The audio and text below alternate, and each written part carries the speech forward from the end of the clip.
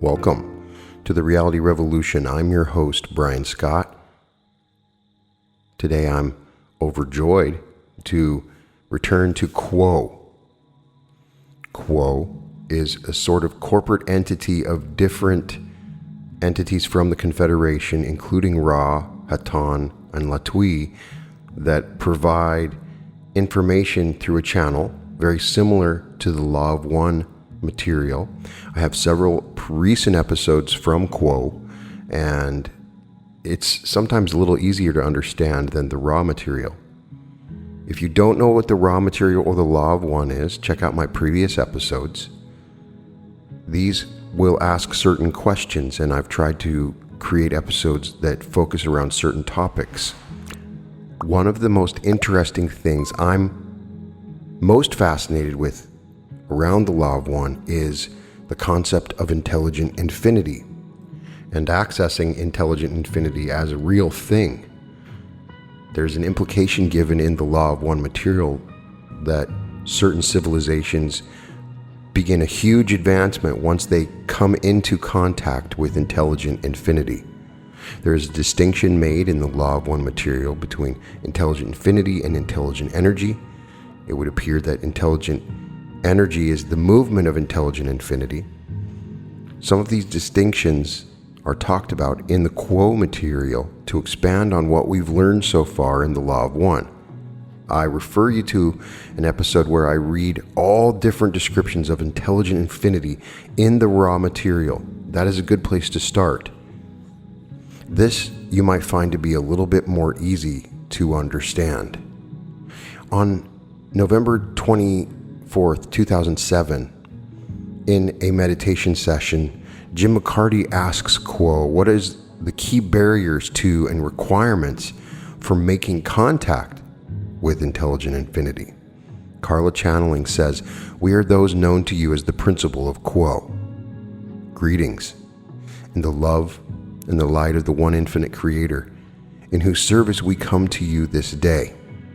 It is a great privilege and pleasure to be with you this evening to share your meditation and to experience the beauty of your blended auras as you build in your circle of seeking a sacred place. The arching light of your circle grows every second and is beautiful to behold. We thank you for calling us to your circle of seeking. We are happy indeed to share our thoughts with you concerning the subject of the barriers to and the requirements for opening the gateway to intelligent infinity. However, as always, we would ask before we begin that each of you use your judgment as you listen to those things which we have to share. It is not possible for all of our remarks to be appropriate for all of those who listen to or read our words. So as you listen, when something resonates to you, then by all means work with it if you wish. But if something does not resonate to you, then please leave it behind. We would not wish to be a stumbling block before you. We appreciate your diligence in this discrimination, for it frees us to be unconcerned about whether or not we might infringe on your free will or disturb your process of spiritual seeking. Thank you for your kindness in this regard. The query places the question about the barriers to using the gateway to intelligent infinity before the question about discussing the requirements for such use. However, we would prefer to discuss the requirements first so that as we speak of the barriers, it will be obvious as to why certain things are indeed barriers. You are marvelous creatures. Each of you is incredibly complex and at the same time utterly simple. Your energy bodies are those unseen parts of you that have molded your physical body. And the energy body is the essence of you as a person, or as those of Ra call it, as a mind-body-spirit complex. The 7 chakras of the energy body are all important to the functioning of your physical body, as well as your finer bodies. The gateway to intelligent infinity is at the very top of those chakras, involving the indigo and violet ray chakras. Springing from the open heart, the seeker may open the gateway to intelligent infinity by moving into the violet ray, although the indigo ray with the desire and will focusing in firm intention and asking that work may be done in consciousness. So, you open the gateway to intelligent infinity. the door to those specific inspirations which are desired, as opposed to the general and ever-flowing inspiration of the open heart, which abides in love itself. Love complete and love untouched by any other energy. With the gateway open, you become able to work with more specific types of guidance that, though specific, are in general unheard and pouring into the heart itself in concept and essence rather than in thought and in words.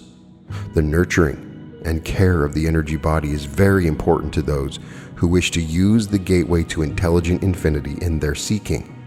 Indeed, entities who are blocked in the lower 3 chakras are not able to sustain a full flow of the infinite creator's energy that comes from the bottom of the chakra system upwards and moves through the chakras, exiting at the crown of the head. The first requirement for working with the gateway to intelligent infinity is the heart to be open. Consequently, although many seekers do not wish to continue to work intensively with the lower 3 chakras, it is our opinion that it is essential to continue to work with those 3 chakras, giving them all of the honor and respect that you give the higher chakras. That which tends to block red ray is a level of depression that argues against life and the joy of life, and difficulties with sexuality. Because of the fact that the red ray deals with matters of survival and sexuality, those who are limping along with no true appreciation of life are going to be limiting the flow of energy into the very first chakra, and therefore receiving into the heart only a fraction of the power or the energy that is available from the Creator. The orange ray chakra, being the seat of relationship of a personal nature with yourself and with others, is blocked when there is difficulty in those relationships, which causes the chakra either to be blocked or to be overactivated. So it is well to have a continuing focus in each relationship that is your privilege to sustain, watching for the vibrational harmony between you and the other, or indeed the harmony between you and yourself. So often, the issues that you have with yourself can be quite toxic in terms of limiting the light that is flowing through that chakra. So, it is well to spend time becoming sweet with yourself and with other selves as well. The yellow ray chakra is the chakra of group relationships or legal relationships such as the birth family, the marriage family, the work family, and other groups that create their own energies and have their own, shall we say, oversoul. And in this chakra too, the usual causes of blockages have to do with difficulties in these relationships. And again, because it is so easy to be blocked, at least momentarily, in yellow ray, it is a wise seeker who tunes his heart and his attention when dealing with these relationships in order that harmony may prevail.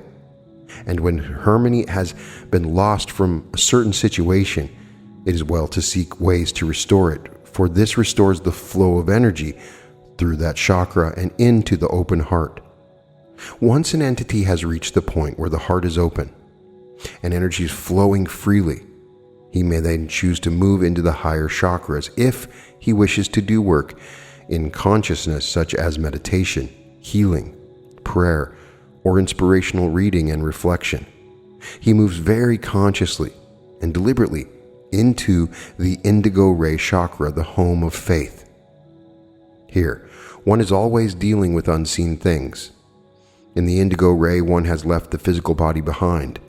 The indigo ray is physically placed at the third eye position, at which the Hindu monk will place a red dot.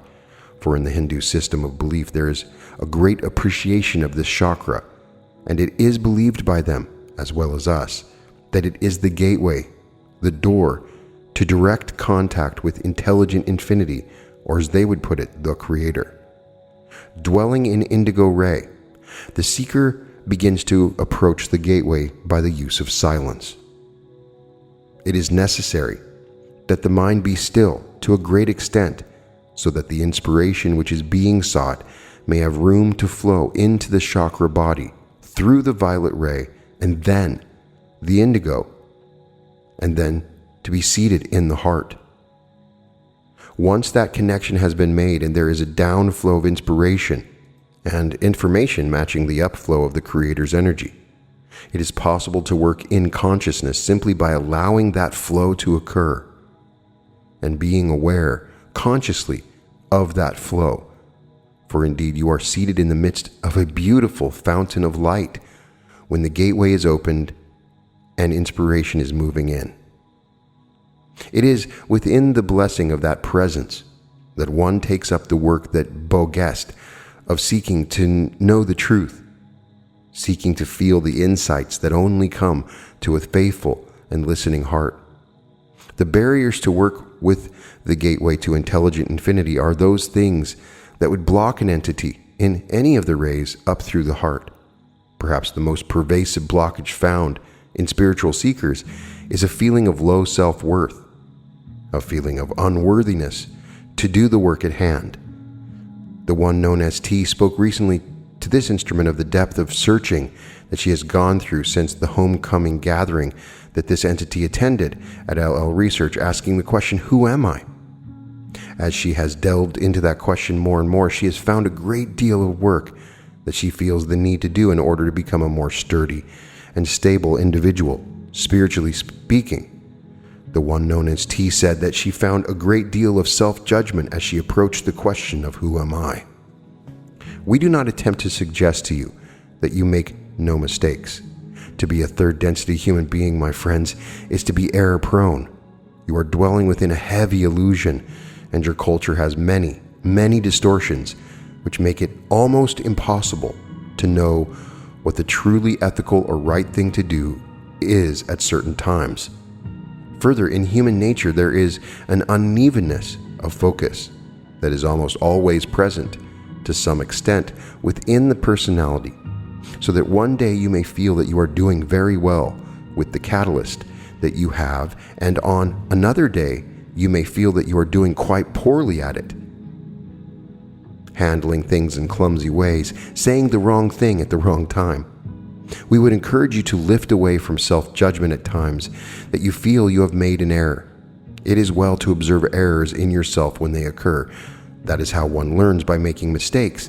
As entities become more and more spiritually mature, they find delight in using the fruits of their self-knowledge of the past, and so the heavy burden of self-doubt and a feeling of low self-worth is a little bit easier to dissolve.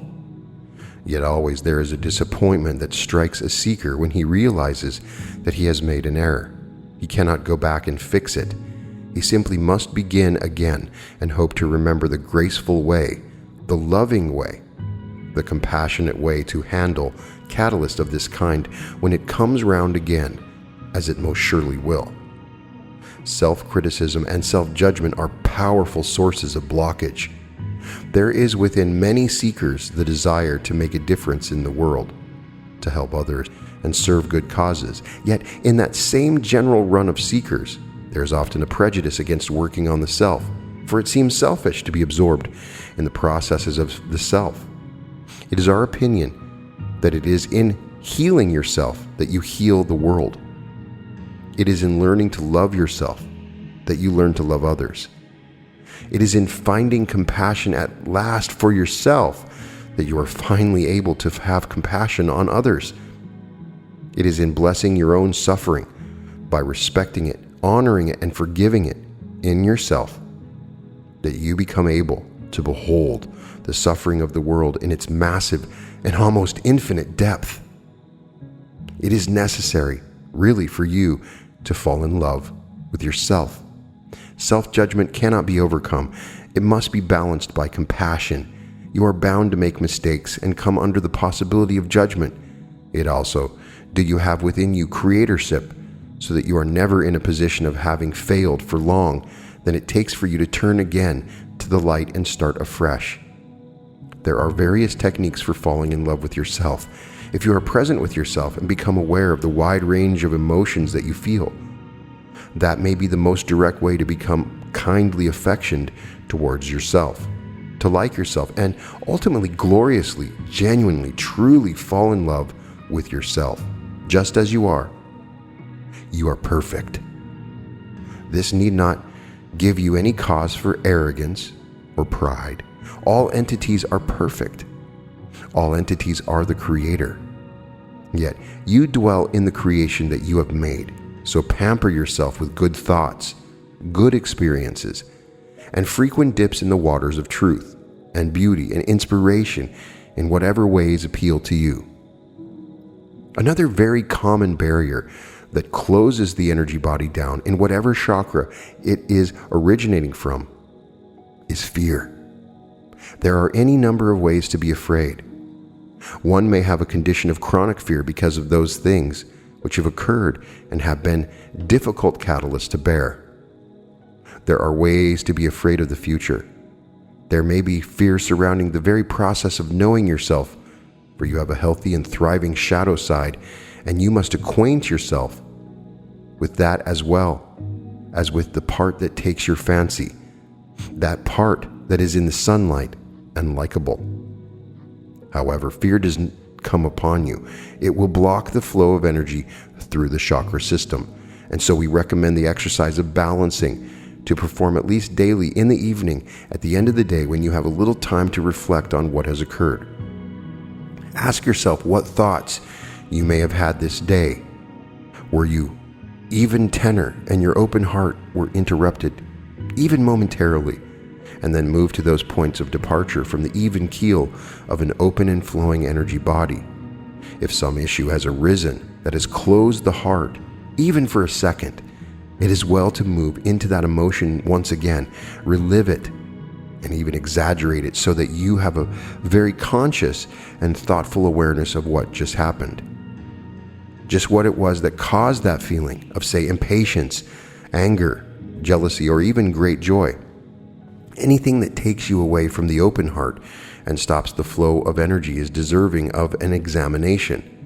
And once you have thoroughly re-experienced this moment where catalyst became too much for you and closed your energy system down, then allow yourself to begin to experience the dynamic opposite of that emotion. If you felt impatience because another driver on the road cut you off, charging onto the expressway without regard to your car, imagine the situation again, only this time imagine yourself having complete patience and utter tranquility, and emphasize and exaggerate that feeling until you are swept away by it.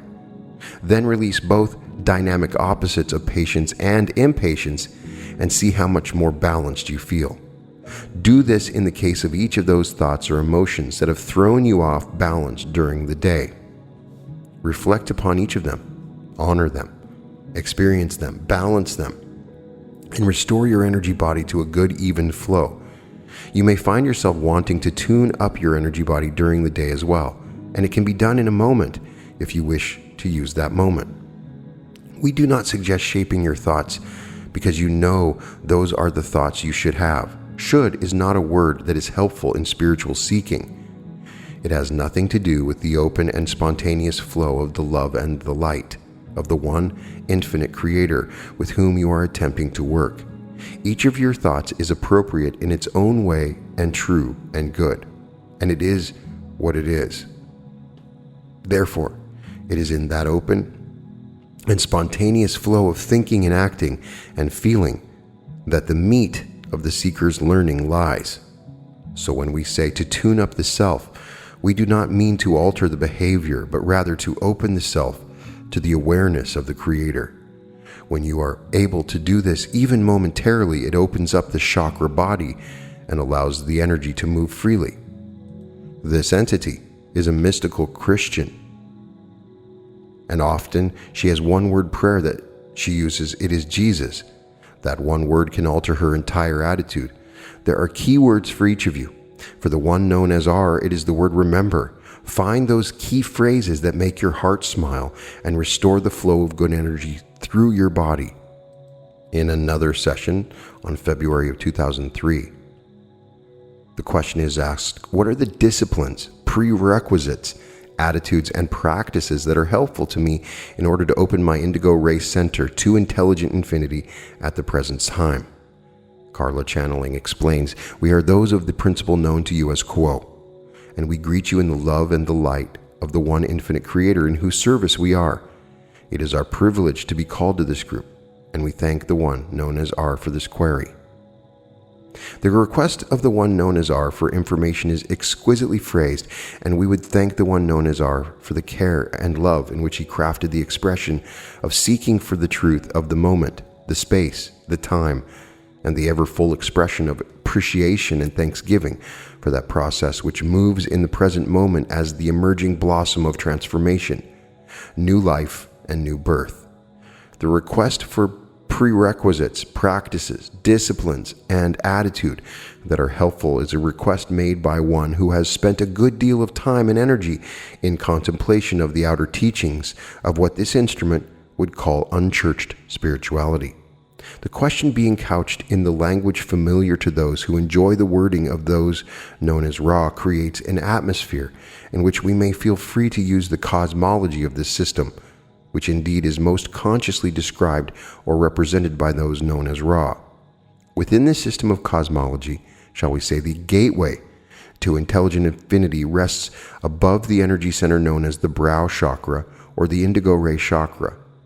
And hence the work of indigo ray is the work which has most directly or proximally to do with opening the gateway to intelligent infinity.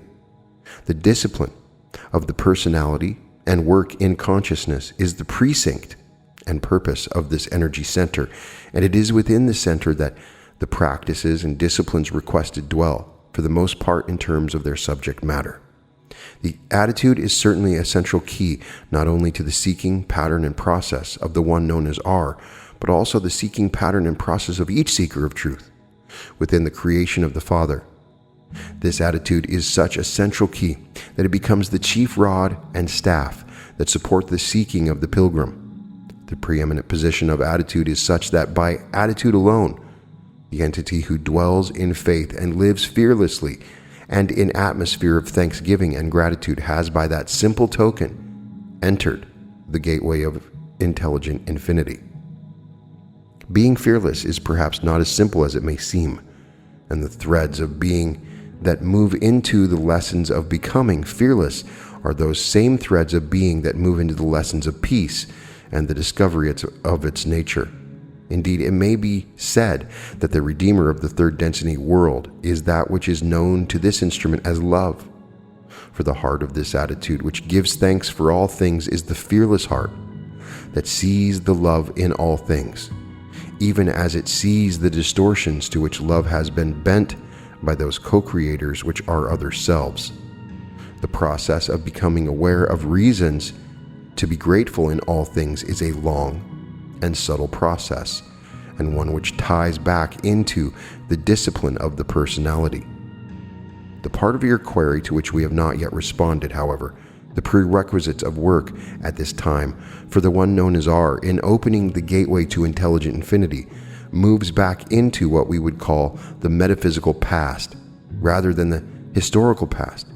Within the inner universe of the one known as R, the prerequisite for doing work in consciousness for any is that progressive and conscientious query of energy centers and the preparation of the promulgation of sacred or priestly work, thus giving respect and honor to that energy of self, which is as the entity of sacred or magical energy which functions as the priest or minister of that which is the sacred life, the life that has been consecrated by the ever-opening awareness of previous work in consciousness.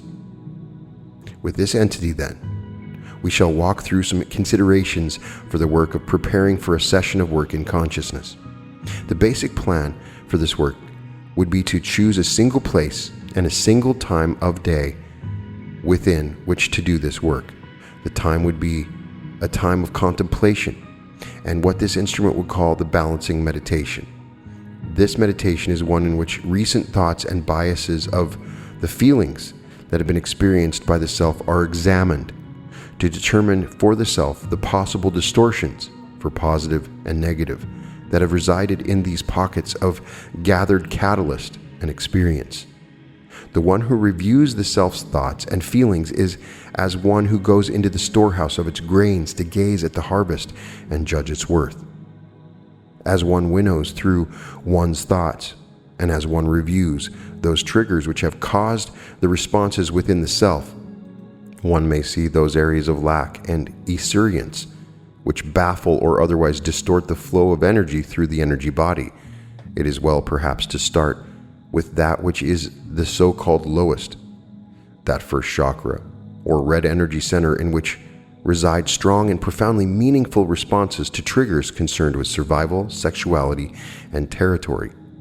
It is very often that issues will become caught in this very basic energy center because of this particular culture within which all of those in this circle enjoy life, and its great dependence upon or emphasis upon sexuality as being central to that root ray or red ray energy center. However, within the life experience of all those within this sitting circle, the threat of war has always been imminent, and at this time continues so. Consequently, there is an issue common to all of those within your culture at this time, which has to do with survival.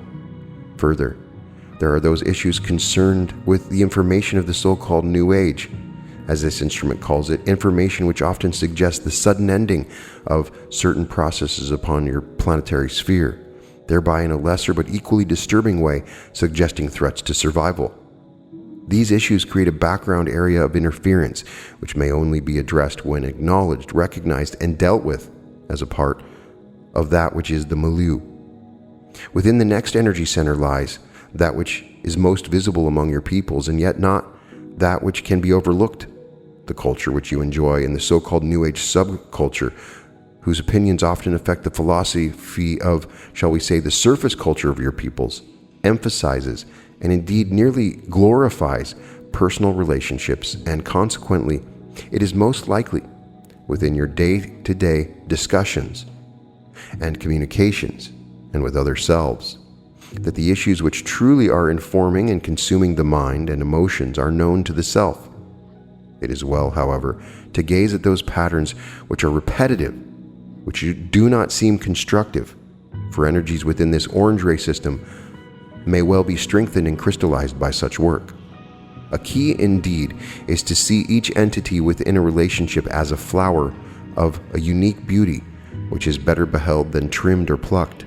Again, within that which is called the yellow ray or yellow ray chakra by this instrument, the culture within which you now dwell is likely to bring to the conscious attention of each the overstimulations and desires for avoidance, which are part of the relations of the self, such as the family group of birth, the family group created by the marriage of self and other self, the group created by the working for the living, and so forth. Again, these interactions are the stuff of gossip as well as the material for learning within the curricula of the School of Earth in third density. However, within these group systems, may we say that nothing is as it seems in terms of the value of group structures within the learning processes of self. We can only say that the value of this system of learning, which is bound up in the concept of family, clan, and other group concepts, cannot be overestimated. It is in this direction that the progressive concepts may open new ways of seeing that indeed strengthen and further open the yellow chakra in such a way as to improve the orientation towards the green ray energy center, and that tremendous shift of energy which may come as the heart opens. The next energy center moving upwards to consider in terms of the experiences of the day is that known as the green ray energy center. And in this wise, we may say that this is the beginning of work in consciousness. When one has been able to address the issues and look into the feelings and distortions and energies experienced within that portion of the lower energy body, then the entity is ready to move into the open heart. Having secured a good flow of energy, that energy of the one infinite creator, through the roots of the energy system of the physical vehicle, into that energy system, which does indeed open to the gateway of intelligent infinity, as that infinite energy roars through in its ceaseless dance of upward spiraling light. The heart chakra is not that which is worked with as much as it is that which is entered.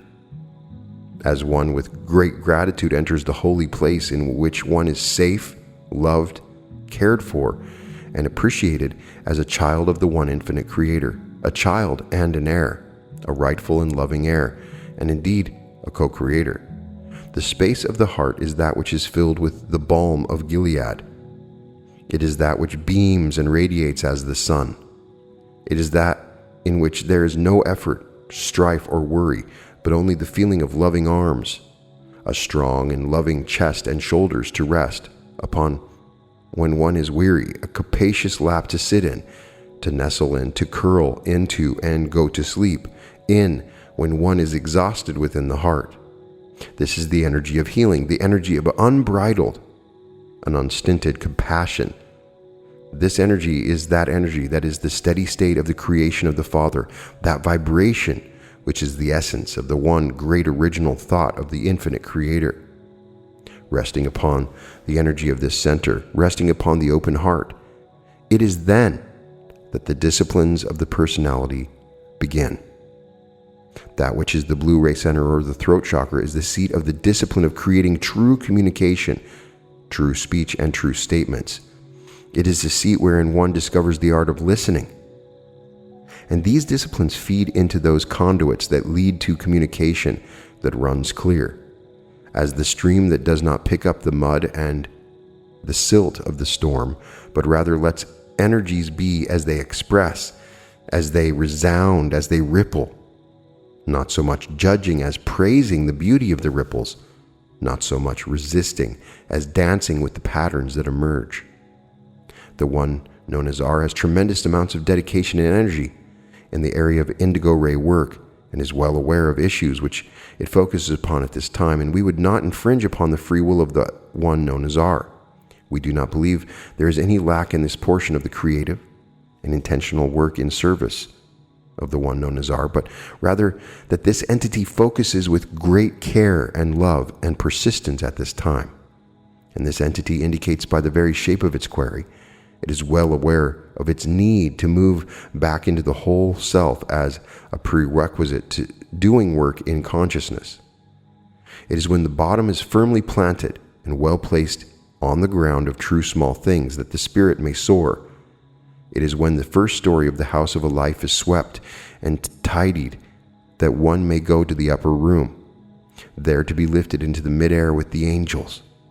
Let the first floor be neat as a pin, with each honor, which is also a duty seen to, each promise is kept, each relationship honored, each thread of self within found like the lost sheep, brought into the loving heart, kept warm, comforted, and fed until the self is as loved as those loved ones that are about one, until the self is seen as the Creator, as the Christ, as the child of the one infinite Creator, utterly worthy of love. To become fearless is not the work of a moment or a year, yet it is the work of any within a lifetime. At least there is a goodness in the intent to discover the nature of true release from fear. For there are two choices: contraction into fear or expansion into love. It is the nature of work in consciousness that it does not proceed well unless there is first established full energy into the heart and the resting within the heart in unconditional love. Within this energy flowing through the heart, the work that is done in consciousness is well powered, well fueled, well supported. Above all, we would encourage a releasing of heaviness. It is a time within your people's experience when there is every energetic reason to become more and more wound up, distracted by the nature of the illusion. Yet this is precisely the time when it will be most effective to express, in whatever way is felt appropriate, those positive feelings having to do with the certainty that all is well. For as the fourth density becomes closer and closer, it becomes more and more important to remember the increasing transparency of thought to materialization. Thoughts are becoming things. States of mind are becoming DNA. Lean into, then, the advantage of increasingly metaphysical atmosphere. If there is a fear-based concept which moves into the awareness of the self, encourage the promulgation of a positive gratitude and confidence-based response. For there is love in each situation, and the expression of that love is as the sun that radiates and warms the chilled soul. Lift up the heart, lift up the eyes, lift up the hands, and lift up the voice in singing and praise and thanksgiving and in joy. The opportunity to express and bear witness at a time of such powerful illusion and seemingly unlimited potential is a wonder. We bless the journey and celebrate the process, and encourage you to always keep the light touch in the seeking that honors the ideals of the self beyond all words, and yet may take the self lightly. And the final question I found that's also related was from a meditation in 2010. And so the question is, quo, can you clarify for us how intelligent infinity and intelligent energy correlate to the term spirit and consciousness? Carla channeling says the term spirit and the term consciousness cannot be said to be congruent. Consciousness is that field, shall we say, which carries the one original thought of love. Our consciousness and your consciousness are one. From that field of consciousness, each of those within this room, every particle and iota of matter, as you call it in your universe, every mote of light carries the same consciousness. It is as though you were infinite, intricate, mysterious puzzle. We give this instrument the vision of putting together a jigsaw puzzle, yet this puzzle is infinite. However, you fill it in just a certain way into the integrity and wholeness of the one infinite creator and into the one creation. Spirit, as we use the term, is that portion of consciousness which is not manifest in your world. You may apprehend spirit in many ways. You may apprehend spirit as the voice of your conscience, your higher self, or your guidance. You may apprehend spirit as the energy that surrounds you, that comes to you from the trees, the animals, the plants, the wind, the earth, fire, and water. The term intelligent infinity could be linked with the term consciousness in that intelligent infinity is the creator in its latent state, that state which the creator enjoys before it asks itself, "Who am I?" and decides of its own free will to bring into a creation of parts of itself that will give it information about who it is. Once that free will has worked upon the infinite creator's mystery to create a field, that field is called the Logos, the one thought. That thought is love. Thusly, every iota of the infinite creation is love. Intelligent energy is love acted upon by free will to make the manifest creation of the Father. Its nature is light. When we greet you and we say farewell to you in the love and in the light of the one infinite creator, we are greeting you in the name and essence of all there is. We are setting our intention to vibrate in our conversation with you in full awareness of this love and this light. As you can see, spirit could be associated with the concept of intelligent energy, but only loosely, for intelligent energy is that which creates all that there is in manifested form. Spirit, on the other hand, is that which is not manifest. However, it is that which manifests itself to you as an entity within the third density world of Earth. And in this wise, we would point out that you, each of you, are that center, that nexus that combines space-time and the physical reality and time-space and the unseen worlds. It is not for this animals to do this. It is not for the wind and the water, fire and earth to do this. It is for the miracle of self-awareness that you are to hold in one fragile, yet eternal shape all there is in the temporal world and all there is in infinity and eternity. It is into your instrument that the Creator's infinite energy of love and light can flow. It is from your open heart that that same love and light may be blessed by you and allowed to move into the planetary energy web, so that every thought of love that you have makes a difference in the energy of your beloved Earth. In conclusion, we would say that there is no one-to-one relationship betwixt either the terms intelligent infinity and consciousness or intelligent energy and spirit. Roughly speaking, however, we see more points of similarity betwixt intelligent infinity and consciousness and intelligent energy and spirit. Obviously, there's a lot more to this.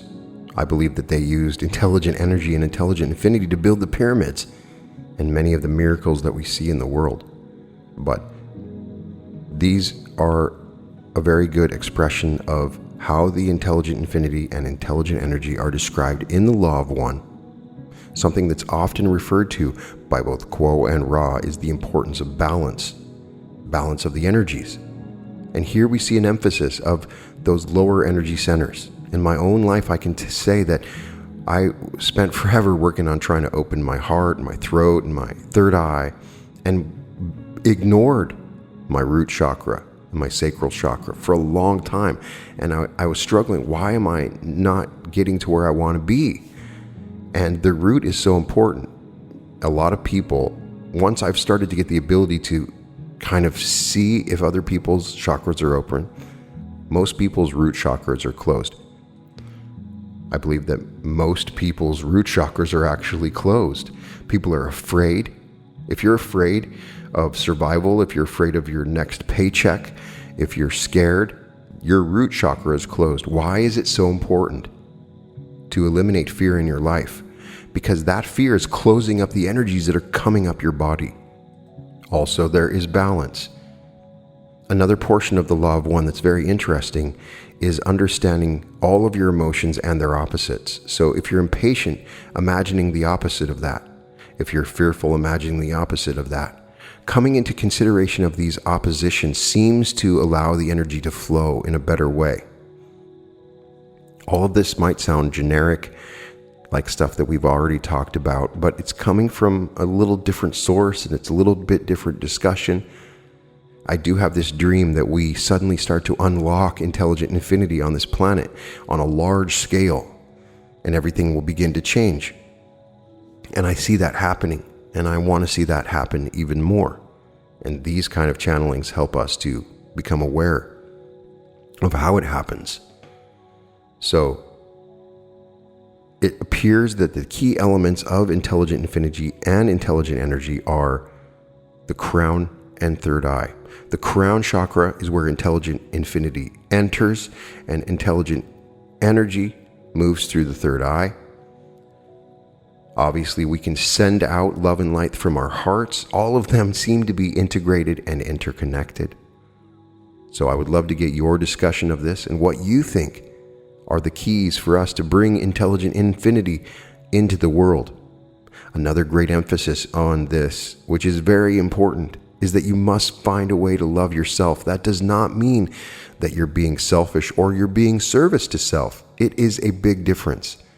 Once you find the love of yourself, you glow. You open up your chakras in a certain way, and it allows you to be of greater service. And as Quo says, when you find the love for yourself, you can heal the world. I love you, but that's not enough. You got to learn how to love yourself. Look in the mirror and see that you are a divine aspect of the one infinite creator. You are perfection, a living perfection, and it is amazing. Once you come into realization of this and find that true love for yourself, then it seems to change the way your energies flow in your body.